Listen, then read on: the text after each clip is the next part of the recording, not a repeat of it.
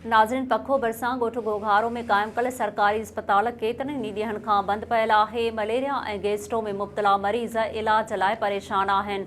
इन हवाले सां तफ़सील ॿुधाइण जे लाइ असां राब्तो कयो आहे SS न्यूज़ जे रिपोर्टर अब्दुल जब्बार बलोच सां। जी अब्दुल जब्बार, छा तफ़सील आहिनि? पखो भरिसां ॻोठ घोघारो में क़ाइमु कयल सरकारी अस्पताल जेका गुज़िरियल केतिरनि ई ॾींहनि खां बंदि पयल आहे, जेकी घोघारो ऐं आसपास जे तक़रीबन 100 खां मथे ॻोठनि जे इलाज जो वाहिद मर्कज़ आहे। जॾहिं त मलेरिया ऐं गैस्ट्रो ख़तरनाक सूरतहाल अख़्तियार करे वई आहे। 24 कलाकनि में 40 खां मथे औरतूं, मर्द, ॿारड़ा गैस्ट्रो ऐं मलेरिया में मुब्तला थी विया आहिनि। ताज़ो आयल कहर वारी गर्मी जी लहर सबबु पखो ऐं उनजे आसपास वारे ॻोठनि में गैस्ट्रो समेत ॿियनि मुख़्तलिफ़ बीमारियुनि विचड़ंदड़ बीमारियूं तेज़ी सां पखिड़िजी रहियूं आहिनि। पर इलाइक़े हॉस्पिटल में गोॾे जेॾो पाणी बीठल आहे। इस्पताल खे ताला लॻल आहिनि। डॉक्टर घर वेठे पघारूं खणी अयाश करण में पूरा आहिनि।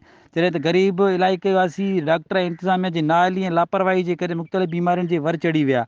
उन मौक़े ते घोघारो ऐं आसपास जे ॻोठाणनि सख़्त तनक़ीद कंदे चयो त घोघारो जे सरकारी अस्पताल जी सूरतहाल इंतिहाई तशवीशनाक आहे ऐं चूंडियल नुमाइंदनि सूबाई सिहत खाते ऐं ज़िले जे इंतिज़ामी आफ़ीसरनि जे कननि ते जूह बि नथी चुरे।